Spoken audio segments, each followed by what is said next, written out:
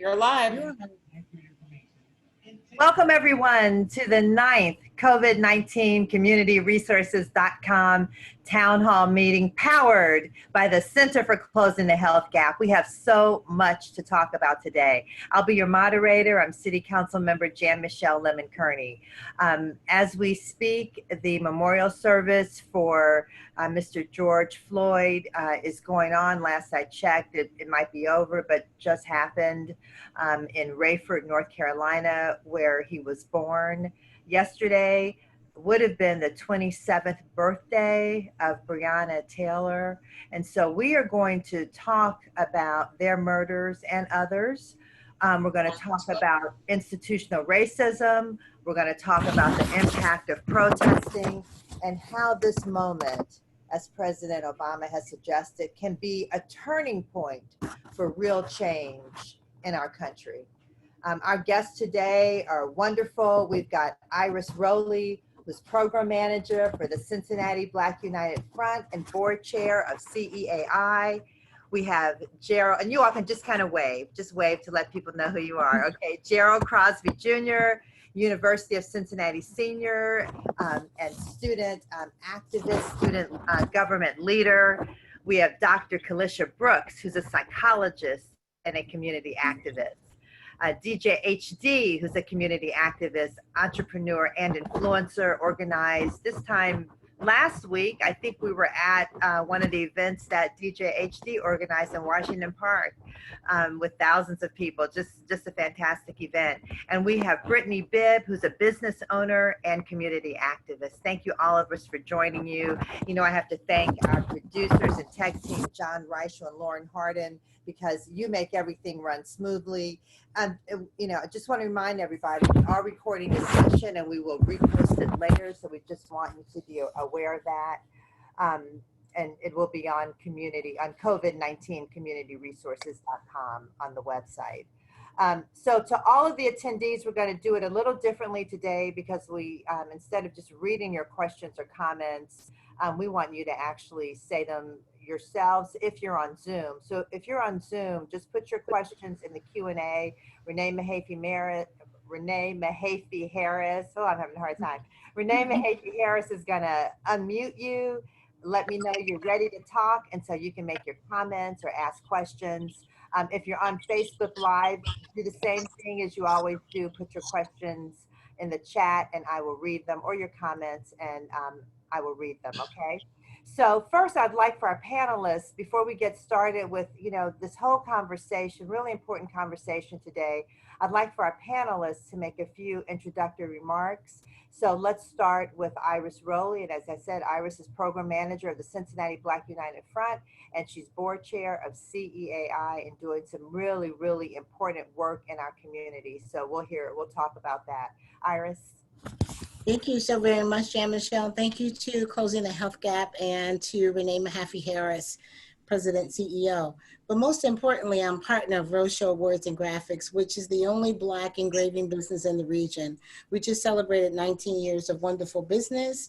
And so that is what feeds me and allows me to be as righteously indignant about my people as I want to be, because, you know, as I say, I sleep with the owner. We actually, too, I want to say this, because Black love is something that's under attack as well. The other thing that I want to say is I want to give him some love. Next month will be our 26th year of marriage, universe willing. And that balance that we have that allows me to go out here and kick butt with his permission and with his understanding and guidance, because I take that side. Half of what I say is pillow talk, y'all. I have one of the smartest Black men in the world that I'm married to. But I want to say this also, being project manager. I just have to give a shout out to Jesse Rowley too. You know, I love him. He's great. So shout out to yay for Jesse Rowley. Okay, go ahead, Iris. His mama did a good job. Yes, she did. So for the past 20 years, and this will be brief, we are the creators of the collaborative agreement. The CA is result of a federal lawsuit against the city, the FOP, and its police for racial profiling and police brutality. in the year of 2000, we actually started because 14 of the 34 downtown restaurants decided that they would close what you all know as the PG Music Festival. So that's why we initially started. And that is the largest revenue generating event in the city. I don't know if you all remember Liz Rogers, but she took a lot of hit because she got a loan and a grant to open up a business on the bank. What's the same thing for those 14 downtown restaurants? They receive your tax dollar to get furniture, fixture, and equipment and facade, and they closed down during that week and had a list that said, you steal, you don't know how to order, you take silverware, salt and pepper shakers. So they decided that they were gonna close.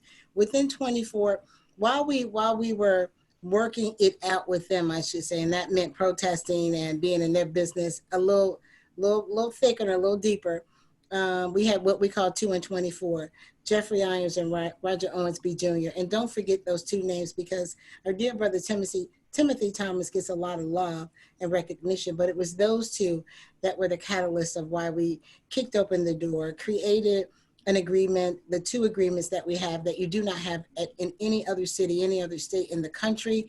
This is the only one that we have like it, where it puts Black people center mass and designing what policing strategies looks like. This is our 20th year anniversary of our dear baby being murdered by the police, Timothy Thomas. This is the 20th year for the collaborative agreement. We're still at the table. We have not gone. The community still does its work. Jan-Michele joins us every other Friday where we have conversations with the city manager and the police chief. So I just wanted to say a little bit. I'll have a whole lot more to say. It's been a lot going on. In 20 years, and CEAI, which is the baddest real estate development corporation. We started because the port was still in our land. Everybody was taking it. And we decided we wanted to fight for Black people. We're the Black people that got the testing site in Bond Hill for Black people around COVID. It is still there. It is not gone. That's just a little bit of who I am and why I am. Yeah, and so those are, yeah. so that's like 10, maybe 24 hours worth of nonstop talk right there. But so we've got a lot to talk about today. And I see Kish already has a question. Kish, we're going to get to you in just a second. Okay, let's hear from Dr. Calisha Brooks. All right. Hello, beautiful people. I am Calisha Brooks. I am a mental health activist, right? I do work in race-based stress and trauma. I developed a race-based stress and trauma screener when I was on my postdoc that helped, white clinicians to assess racial trauma in people of color. So it's a little bit about what I do. Okay, great. That's a timely subject. Okay, so Gerald Crosby Jr., our UC senior and student government leader.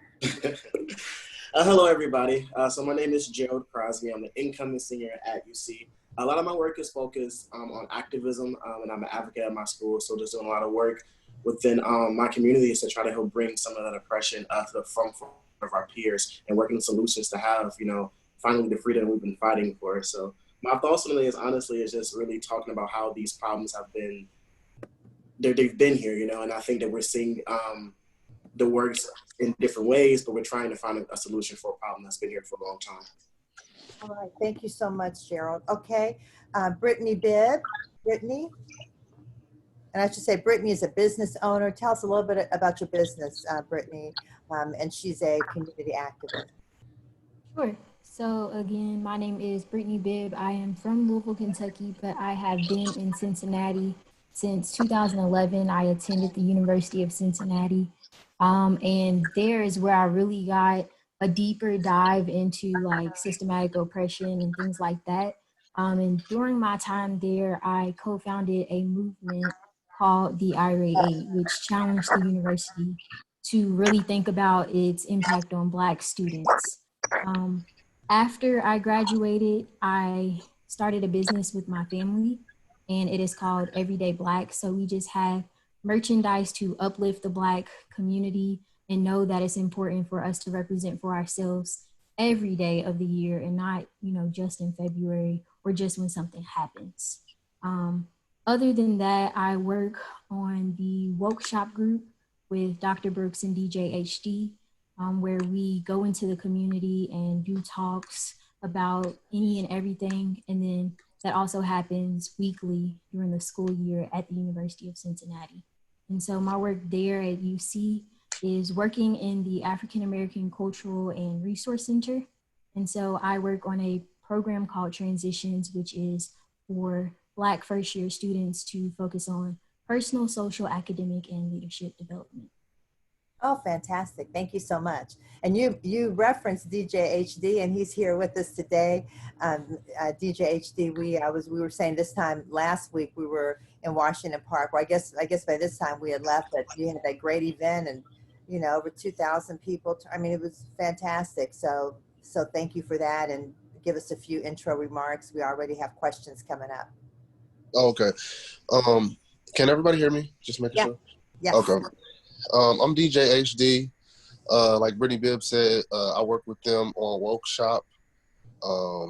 Basically, I've just been just a person that loves Black people.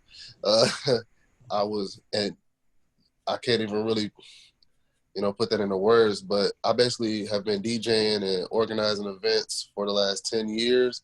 And, I try to keep a really close pulse on people's interests. I'm just like a guy that's not afraid to speak out or go to protests or, just use my platform to connect people to, ideas and connect things to, resources. I'm just that guy that, just tries to use my platform to connect what needs to be connected. The last week's protest, I was the organizer of that alongside Brittany Bibb and another partner of ours too. We basically brought that together just as a showing of solidarity amongst the Black community and to just establish a new voice to be heard, from our generation. And it went great. Definitely proud of that. And I see myself now as a guy that's kind of like, fighting to get our ideas up the totem pole and, make some real change now. There you go. Your generation is strong. I, really have to hand it to you all. You guys are really setting the example for everybody else. And, we really appreciate all the work.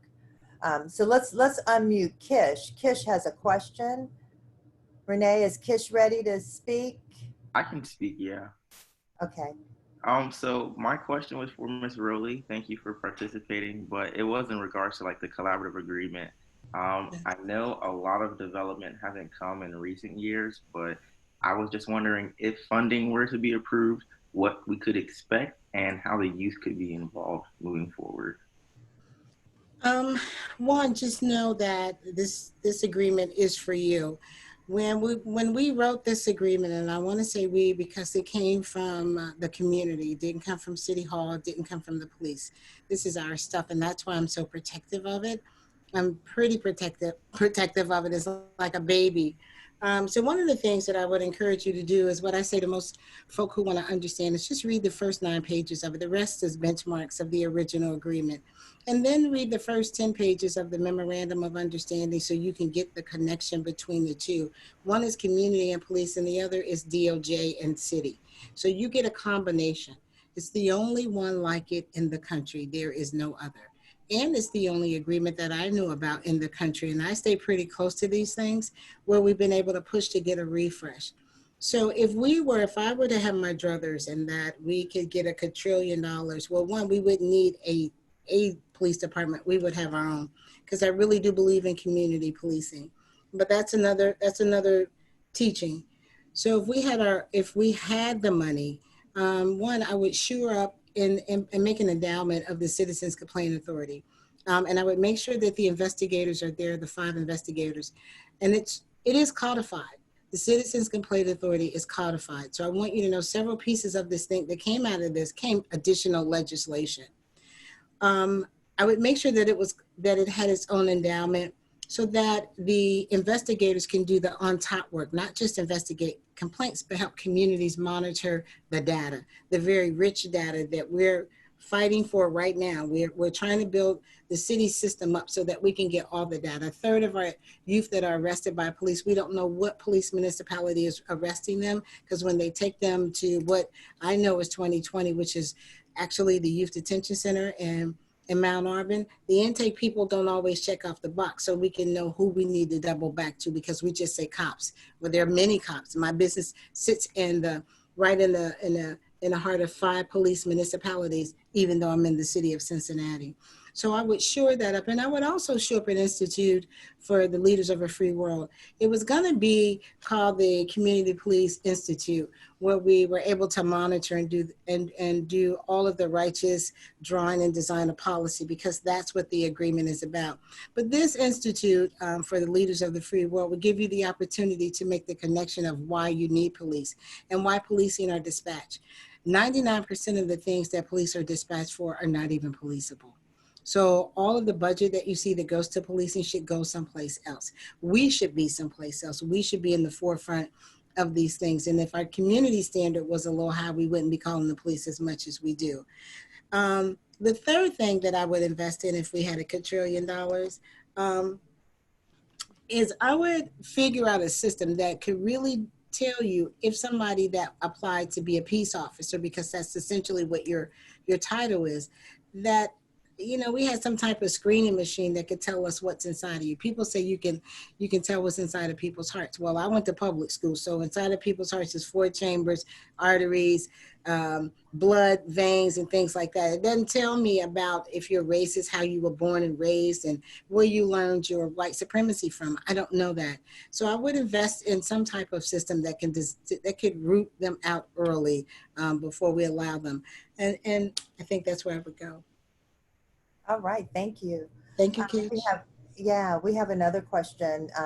So let me ask Renee. This question is from someone who is anonymous, but I think we can unmute them. Can we do that and let them speak?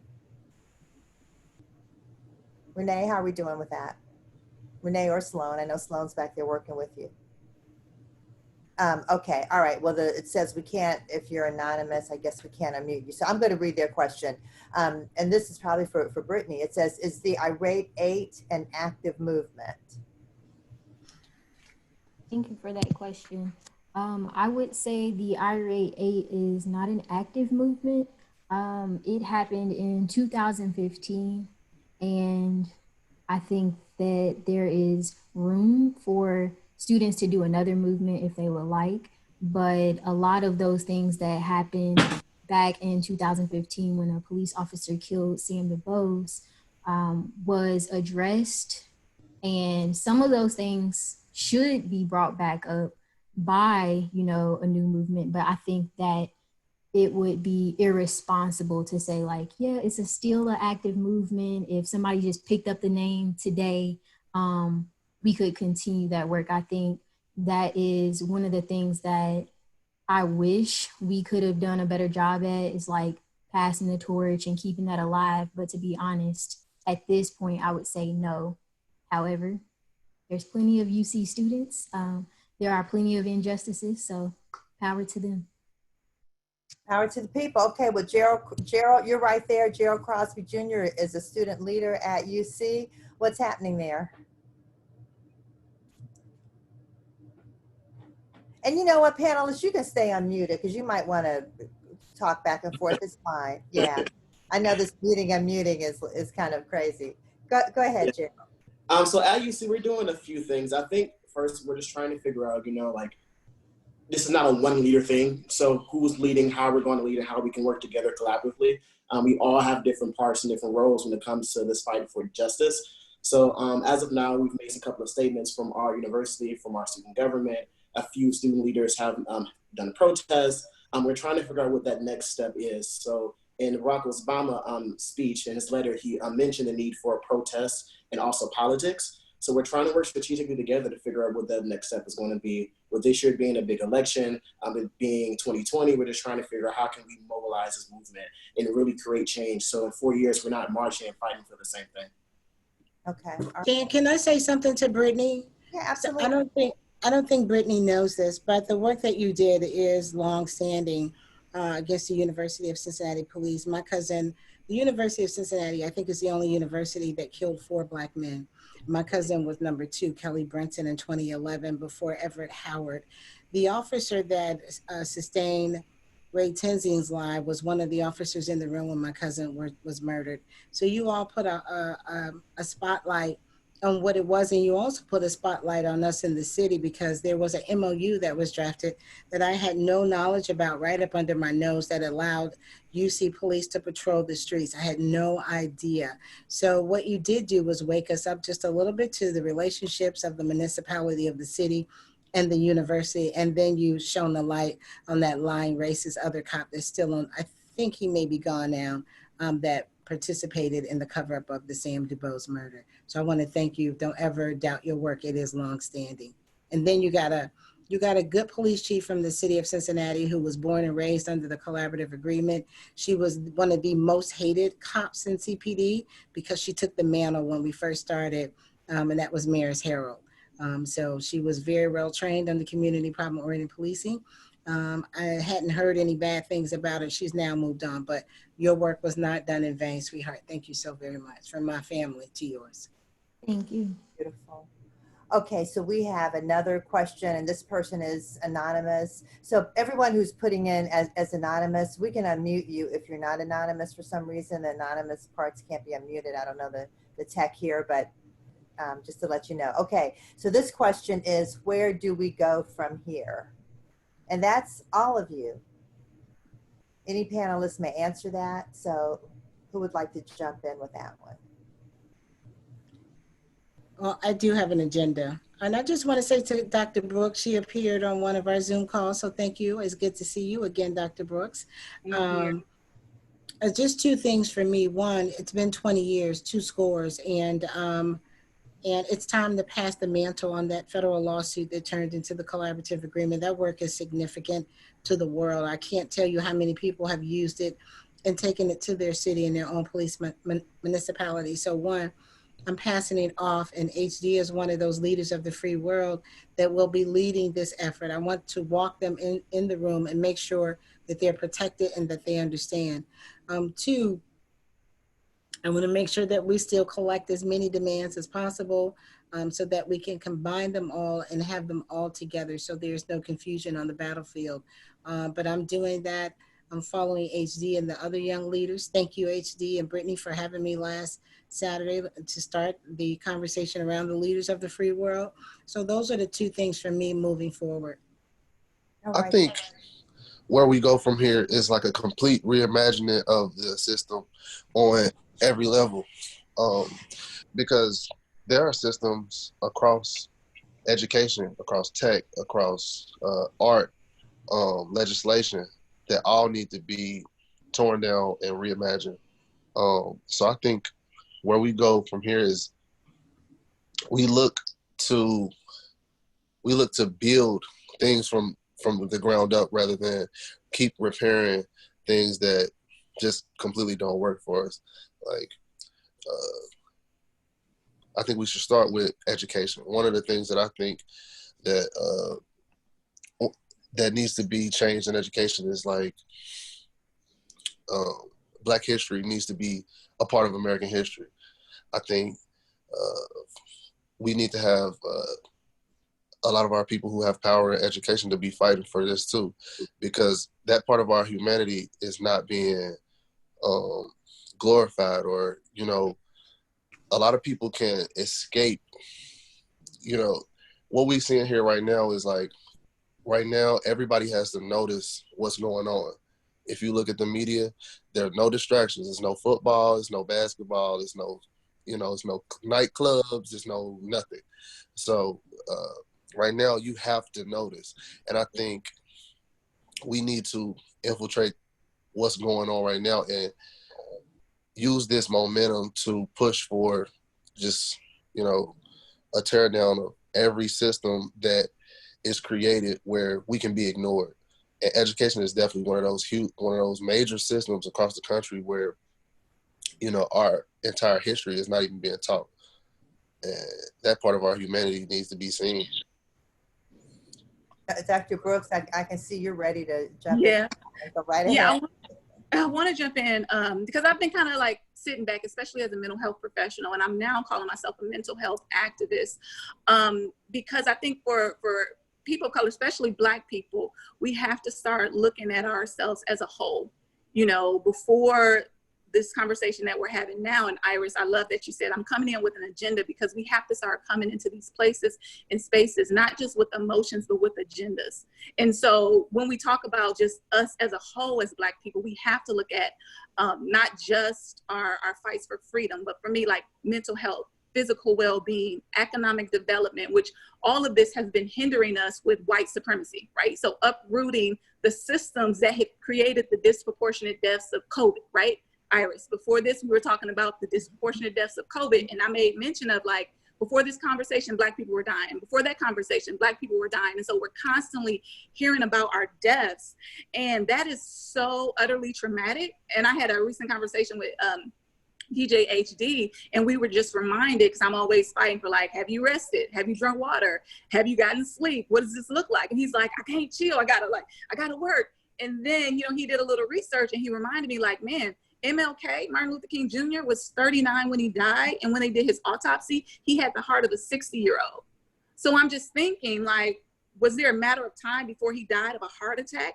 And my activism in this way comes from my grandmother, who was a civil rights activist. Like, at the age of 6, I've been in the streets, you know, in Detroit with her, going to civic meetings and advocating for homeless people and people on drugs. And that's one of the reasons why I wanted to get into this field of psychology. And I'm not just a psychologist, I'm also an activist. And I feel like I was an activist before I was this. And this helped me to kind of like see the different realms. But we have to look at ourselves as a whole, you know, because I'm thinking of, even as we're out there fighting, and I don't have the blueprint, and people have been coming to me like, oh, race-based stress and trauma, what do we do now? We have never been in this place before. You know, and our ancestors, and it's sad to say, I feel like they were conditioned to build up that sense of resilience so that they continue to fight in the ways that they were. We've been kind of dropped into the deep end, like, and we're like drowning, trying to figure out how to swim, getting organized and rageful, you know, all these things, which are righteous rage.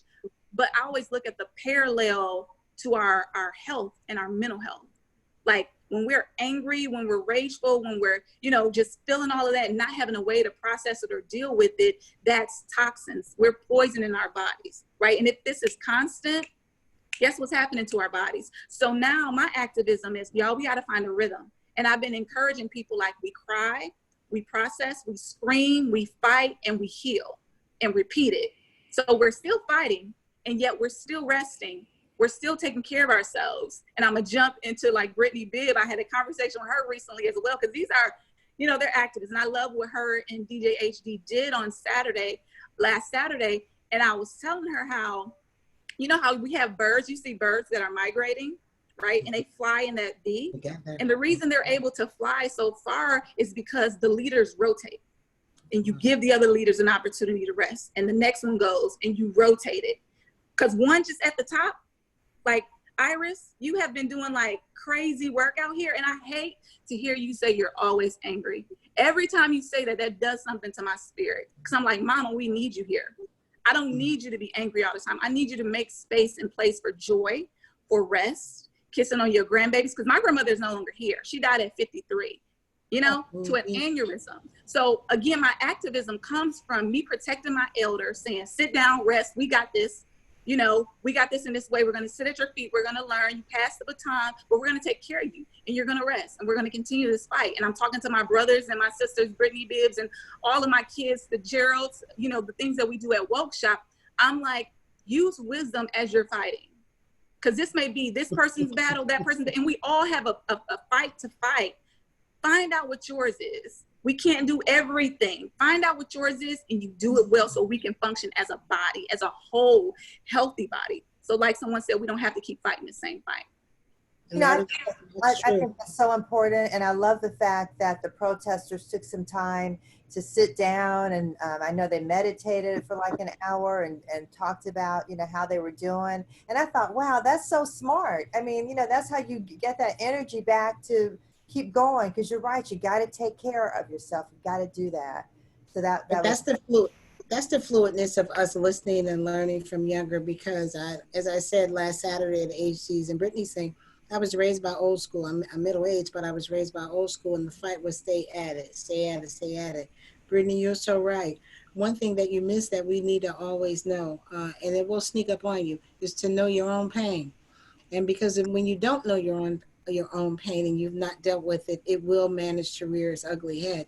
And that's one of the things that I want to offer to young folk who want to get in this space, is to learn how to manage your life in the movement or the protest, whatever it is, because it's all traumatic. As Doc just said, you're absolutely right, Doc. I wake up mad, I go to bed mad, I'm just mad as hell all the time. And I think that if I'm honest, is that I'm angry at us because you all do give us something. That's why I said to HC, you vexed me. Last night I was vexed in Washington Park, just listening to the beautiful voices and watching people sit down. I don't know how to sit down. And, you know, my friends will tell you, and even my husband will say, my husband walked me on Wednesday, literally, let's go walk. So I had a press conference Thursday morning, let's just walk before you get that, because you're wound up, because you constantly see your work being attacked by them, by the people that you're fighting against. And then you come back to your community and you got to fight with your community. And then you got to deal with your own stuff in your own home. So, you know, people don't even introduce Iris as a business owner. Let me tell you, that's first. I don't work. They don't pay me. That brother takes care of me. So I appreciate you, Doc, and I appreciate what you're doing with the young folk, because it is mandatory. I've known people who've lost their mind that were in the movement. And I can name some people who've died. Let me just say this about Dr. King. Dr. King didn't just die, he was murdered at 39, even though his heart was of a 60-year-old, because I know it is. I know it is, and I know it was, and I know what it is when the work can just have its toll on your body. Your body will shut down and tell you to sit down. So listen to the doc, y'all. Well, that is so important. You know, I just want to say too that when we started hashtag Cincy by Black Business, by Black Thursday, so hashtag Cincy by Black Thursday, you were the first business we highlighted. So we didn't forget about Rochelle. Yeah, we didn't forget about Rochelle. So yeah, we have to really support our businesses, which brings up our next question is from Eric Kearney. Hey, Eric Kearney. Is Eric unmuted? Eric, go ahead and speak. She's giving you permission, bro. You're unmuted. You can talk. I think he's still muted. I'm looking at still muted. Okay, Renee, do you have him unmuted? All right, I'm just going to read this question, okay, just so we can keep unmute himself. Okay, we've got so much to talk about. So Eric, I'm going to read your question. His question is, what do you think the Black business community in Cincinnati should do to support this effort of moving forward? And the Black business community itself needs a lot of help, because, you know, they didn't get that PPP money from the CARES Act. So, you know, we're struggling. Okay. Yeah, who wants to answer that? Could you repeat that question, Jan? Sure. It said, what do you think the Black business community in Cincinnati should do to support this effort, this movement? I think the short answer is whatever they can do. Like you said, they didn't. Like, I'm a member of the Black business community, and being a member of being an entrepreneur, it definitely affords you the ability to speak out. So that's one of the reasons why I love being an entrepreneur, is because the repercussions of me speaking out are less than somebody who's like attached to the system, or, you know, works in a job where, you know, there are plenty of white employees, or, you know, you have to be mindful of what you say. So I think using your voice, actually actively participating in these events, like the protests that are happening right now, that's something that you can do. Using your business as a space to support the protesters, maybe handing out waters, handing out literature, you know, getting people registered to vote. Whatever you can do at this point, I think you should do.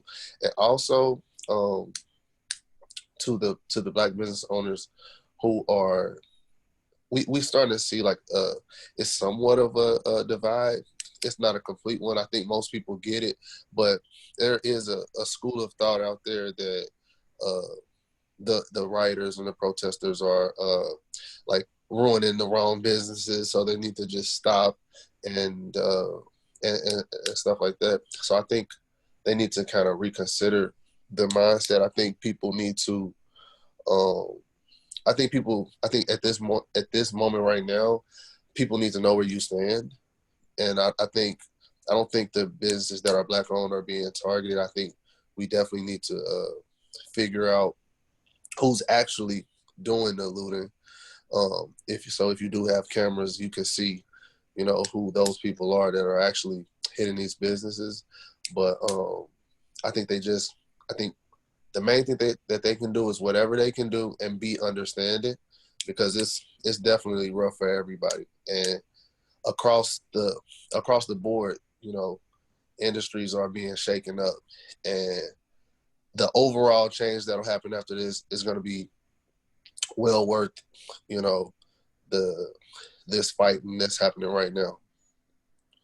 Okay, thank you for that, DJHD. That's really important information. I just want to say, my understanding, just from what I've seen, is the protesters who are out there making change are not the same people who are looting, and I think they're being confused. I think the groups are really being confused, and the protesters are getting blamed for something they didn't do. I mean, I saw, over 2,000 people marching through the streets, shouting for change, peacefully, not looting anybody's business, not doing it, just really emphasizing change and, the need to vote and the need to end racism. And that's a lot different than looting. I think looting is a whole nother conversation though that, we probably need to have about, why do people loot in the first place? What about ownership and, economic opportunity? How do people get to that place where the only way they can have something is if they loot? So that's another conversation. But I do want to point out that these are different groups and should not be confused. There are professional people, as we learned in 2001, there are professional people that travel. So if we would go to Columbus, we would start to notice the same sort of non-African American dressed the same way. By the time Reverend Lynch and I hit Ferguson, I could point out to you people from the last 9 years that chase our pain and our suffering and start, you see them and you know who they actually are. Now, Mama D told you after Hurricane Katrina that they liberated food from Walgreen because either it was going to get swept up in the water and just go bad. So it's a difference when Black people are in survival mode, like you said, why do you, at that particular time, but when white folks or non-African Americans do it, it's something different. So, and then it's something I wanted to say to the question about what can Black business do. Been in this business and born as a granddaughter of the first Black bail bondsman in the city of Cincinnati. And my grandfather's suffered from, and Dr. Brooks, this is a fun fact. My grandfather suffered from paranoia schizophrenia, and he was a millionaire. So I know whose I am and who I am and what I'm supposed to be doing. And I was taught early on in the Black House in Avondale, my role in my community. But what Black businesses can do, one, if you're scaled and you can be Madam C.J. Walker to the movement, do that. Two, every business should have one Black child working in that business, not just to teach business, but to teach life, just to teach life. Three, what I think Black businesses should be doing is business with each other. And I'll just stop my list there, but I wanted to sneak that in and to talk about the professional people, the people who chase storms, they chase Black pain and situations and opportunities to cause more mayhem in our community. Right. Yeah, absolutely. Okay. All right. We have another question from Kish. Can Kish be unmuted? And Kish, you also are telling us about resources. So along with your question, if you would mention your comment too about resources. Yeah, I can speak to the resources really quickly because I was just speaking to a community organizer here in Cincinnati, here, about the lack of affluent Black communities here in Cincinnati and how we can address that. And we hear of resources such as the African American Chamber of Commerce, Mortar. I know there's Candace and Matthews and the 18 Innovation Hub. We have all these resources at our disposal that we just need to, I think we could utilize better. But my question was, how could we work with elected officials such as yourself better to enact change? I know after this weekend, myself and other organizers got the opportunity to meet with Kearney, and we just wanted to know what we could do moving forward to best advocate for students. Tell us about your experience with the mayor. How did that go? Oh, so it's scheduled for or Monday, interestingly enough. So we've just been meeting, gathering demands from like the people of Cincinnati, our own demands. And I mean, a lot of that is like policy reform, but this is the first time I personally have had the opportunity to interact with an elected official in this personal of a capacity. And I want to know moving forward, how can we sustain these type of relationships? And like other people have approached me just like, these are my aspirations, how can we best work with you? But those are only in times when they kind of look for something. So I just wanted to know how we can best seek out those elected officials. Well, I can tell you, so as someone on city council, I've been on for 2 months now, I'm here working for you. So my job is to work for you and to work for the Cincinnati community. That means I need to talk to you. I need to hear from you. We can meet in my office. We can meet, we can talk on the phone. We can do, however we can connect, because it's really important that we connect and that I hear your voice. So you can email me, or, I can just, my phone number is 482-1220. Call me. Let's connect and talk, because I'm telling you, nobody should be inaccessible. We are here for you. That is the whole reason we are in city council or in any elected position, is because you put us here, and our job is to work for you to make things better. And that's why for me, it's so important to be, at the protests and to hear young voices and to hear everybody's voice, because that's why we're here. That is our job. So we work for you. I want to jump in. We work for you. I want to jump in. I think it is important for all of you to understand that our council structure is that we have a council form of government. We have and so every council member is responsible for collectively coming up with the policy and passing policy. And so I would say to you that it is important to understand the system, whether you live in the city or county. You've got to understand the system, understand the rules, know when and where you can go to meetings, who you write to, use your voice as you're using your voice now. You have more power than you realize. Right. I would urge you, while you may meet with different people, and of course, Councilmember Kearney, she is our advocate, and many people on council are our advocate, but they are only going to be able to serve us if we hold them accountable. Period. So I'm urging you to learn the system and make sure you hold everyone accountable for their vote and where those dollars are going for us. That's right. Can I be extremely honest with Kish? Yes. How honest do you all want me to be? Honest. Honest. Yes. Policy change doesn't have to come from legislators. We are still changing policy where it relates to policing, and it didn't go through city council, it came through a federal lawsuit. And because we wanted to go that way, because politics is a dirty game, and it's unequal. Black folks have not been equally represented. Black folks don't have the dollars to buy politicians to get the things that they need. And so sometimes you just got to go a different route, and you got to be very, very careful about who you speak to. I'm just going to give you a little history lesson. I'm not going to say whether I particularly think that a person that is elected will serve you. So this is part of your work. You need to do some homework on the people that you talk to. Our current mayor was law and public safety chair in 2001. He tried to circumvent a federal lawsuit by passing legislation in the city, knowing that that wasn't strong enough to change the culture of policing, because police believe that they're a subset of society, that they can do whatever they want to. So while you may be sitting there with the mayor, he's not the person that's going to push the policy. We have an agreement in federal court that we've all signed off on again in 2017. If you don't mind combining or sitting down and talking to the people who've been at the table, he is my fourth mayor that I've worked through on these reforms. It's the city manager and the city council, the police chief, and the union that you need to really be clear about. And so I just like to give you some of that stuff. And I don't want you to come back and say, wow, he didn't do anything, because you're going to trigger me. Dr. Brooks going to be mad at me because I'm going to be in the mayor's office trying to kick off in his ass about our baby. So just come and get some protection. Don't let them use you up before you get started. That was never the intention or aspiration. Like, I wanted to go in just to hear his feedback and like what he proposed as suggestions, but I've been trying to get in contact with the NAACP of Cincinnati, Eddie Cohen with Urban League. Unfortunately, I could not get in contact with these people, but the Black United Front, FOP, I've been trying to get in contact with all of them, but it's... I'm right here. So I want to say something to Kish real quick. Can I say something to Kish real quick? Okay, Kish, you're one of our kids, right? And so we have had, you know, many woke shops, right? This was the vision and the purpose behind having some of the woke shops, and not only having them, but having them in Black-owned spaces. So the one that Kish has been a part of was the one at UC. And so even when you all were trying to get policies and procedures changed at UC, myself, Brittany, some others, we would always talk to you all and say, make sure that you speak to the people that have navigated these waters before. So you're not doing a whole lot of extra unnecessary work. And I'm not calling your work unnecessary, so hear me right.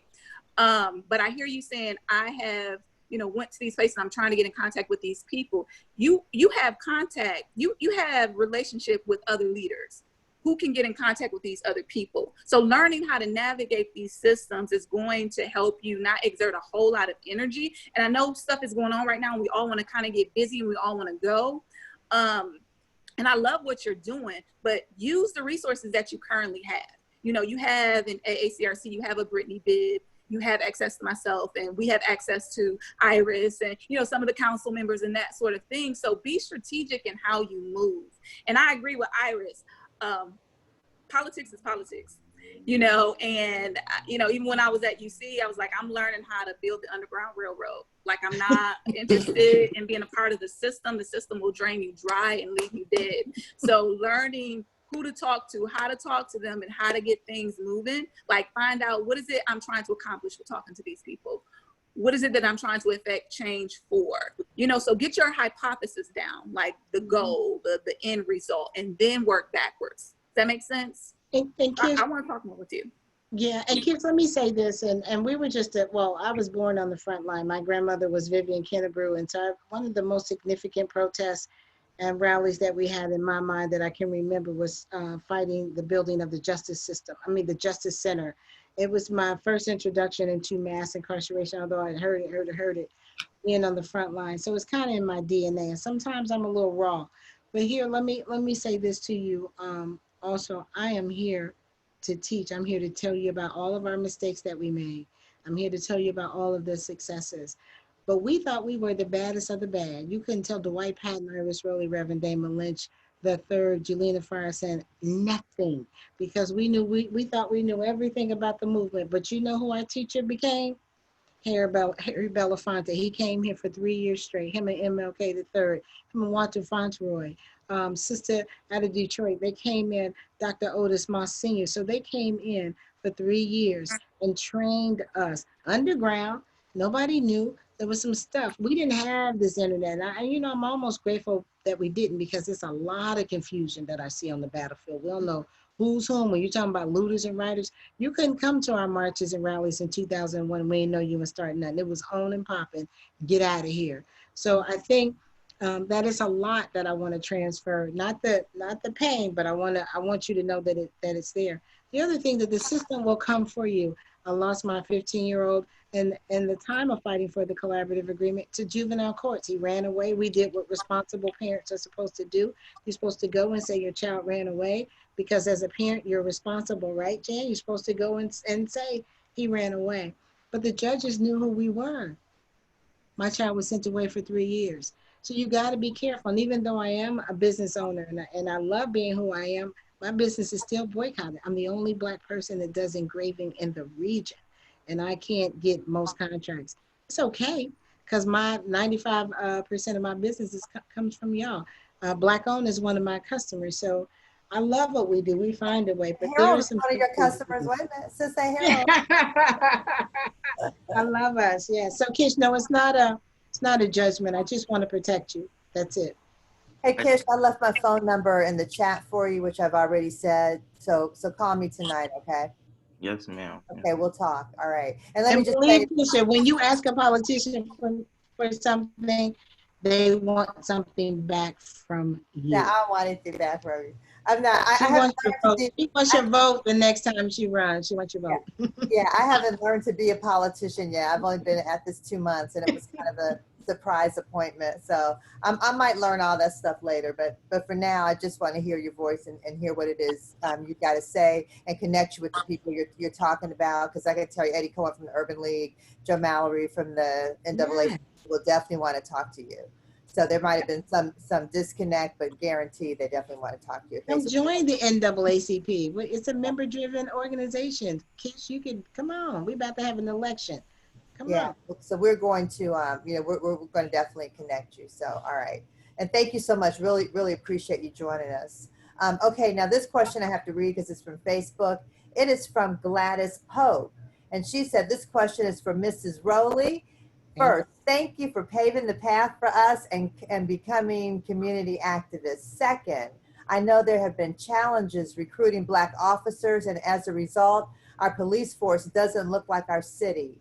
What are your thoughts on how can we fight for and get more Black officers? And is that, or could it be, a part of the collaborative agreement? It is part of the CA, and the CA recommends that when announcements go out for recruitment, that it goes into spaces where Black people are. So it goes to Black colleges and Black universities. It goes to Black two-year colleges across the country, to Black organizations like the NAACP and the National Urban League, so that they can funnel those out through their challenges. And through NAACP, the National Association of Black Law Enforcement, it goes there. The challenge right now, Gladys, and that's a great question, because we're in a conundrum around public safety. And here's what my challenge is. One, we need to ratchet it down. Policing should not be, Dr. Brooks, all that we talk about all day long. It should not be. It's something that you said, something that we're all doing on this phone call. All of us are business owners. If we had the economics, we wouldn't be having these conversations around public safety, because our voices would be listened to whether we went into a ballot room or not. I do. So Gladys, here's a suggestion. And this is what I've said to people for the past 20 years, and I'm still saying it today. Until we figured out how to take our tax dollar and move to our own community patrol, our own community protection, I'm going to sit at the table and make sure that that my tax dollar is represented, and that equity and fairness comes out just this one lane. I'm not talking about all the others, and I'm a little vast, but I'm focusing on policing because it is huge. It is huge, and it takes a tremendous amount of our budget. You know, secretly, we should be trying to take over. It's a very good place to get employment, has very good benefits, and if you did detail, you can daggone there and make $100,000 a year if you ask some officers. And plus, you get to come in contact with your community. When I've had the opportunity of interviewing officers from different places, and they tell me the only people they've ever policed are farmers and non-farmers, it's time up for that. But the challenge is we're seeing so much negativity around police. Nobody wants to be one. And I don't know if Dr. Brooks can weigh in on the psychology behind that, but it's becomes a bad thing to be and do. I wish we would. I hope I at least answered a little bit of your question, Ms. Pope. Thank you for asking. Okay, and I don't know if this, if UID 19,992 can be unmuted. Is that possible? You're talking to me? No, I'm talking to Renee. There's someone, yes or no? Can we unmute them? Okay. Okay, I'm just gonna go ahead and just read the comment. It says, great response, Dr. Brooks. This also touched a question of mine, and how do we really make a change? Also great response, Ms. Rowley. And then after that, because we're kind of getting toward the end, I wanted Gerald to have a chance. Gerald's been a little quiet because I know we've talked about non-UC matters, but I want you to give us a quick update about UC, and then we're gonna have to close out. Yeah, to the first question, can you repeat what she said? Like, how do we? Yeah, so she, and this is, I think this is for Dr. Brooks, but it has to be kind of quick. How do we make a change? How do we make a change? So I'm glad you called on Gerald. Gerald, I would love to hear from you in reference to, as we know, a lot of the civil rights movement was moved the freedom fighters, college students. And I'm Fisk graduate, right? If I know you're gonna laugh. Yeah, I graduated from Fisk University, and that was drilled into us. Activism, activism, activism. John Lewis, you know, sat at his feet, John Hope Franklin, you know, so I wanna hear from Gerald, because he has a beautiful mind, and how you want to see the movement pushed through Black college students? I think that it just depends. So we all have different roles. And I think based on the conversation today, it's been focused on policy. And I think that politics is important, but it's complex. And we as a people all don't even agree on the same route to change, right? There's many people in our community who don't believe in politics, right? So I think step one is to regain that belief in the political system.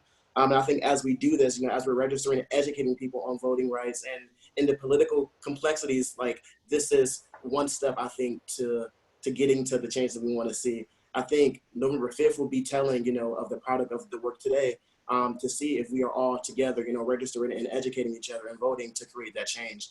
And then using, you know, the people who are elected into these positions to inherently make that change that we want to see. I think if we can instill the beliefs in our community that politics and policy is the right way to create change, we can see something better within our communities. I would also say within my age, so I'm 21, this is the first time me and my peers have even seen so much support, you know, from many different communities throughout the world. You go to Berlin or France or Paris, anywhere, and you see the support for Black lives.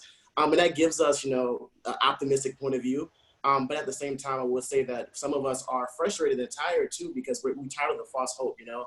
There were times in the 1960s in a movement where we celebrated it was victory, but then 10 years later, we're kind of finding those same oppressions in different ways. So I think that we're really, in order to create a change, it's the education, and it's that unity with our community. We spoke earlier to like the importance of having Black businesses be combined, you know, with us and working as a collective to create change. And I think if we can tap into our different communities and figure out which role we all play, then we can honestly make a bigger impact than the impact that we want to see. I think that we can honestly make the impact we want to see if we all start working together and being more strategic and intentional.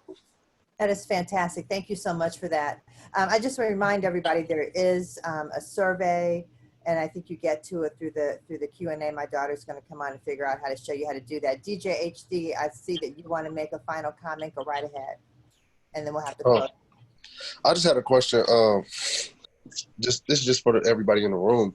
Like, do we think that we can get to somewhat of a Black agenda that, you know, addresses everything across like industries, like education, media, tech, symbolism, business, you know, affordable housing? Like, is that something we can actively work on as a group, or is it always going to be some kind of, you know, so many different schools of thought on that?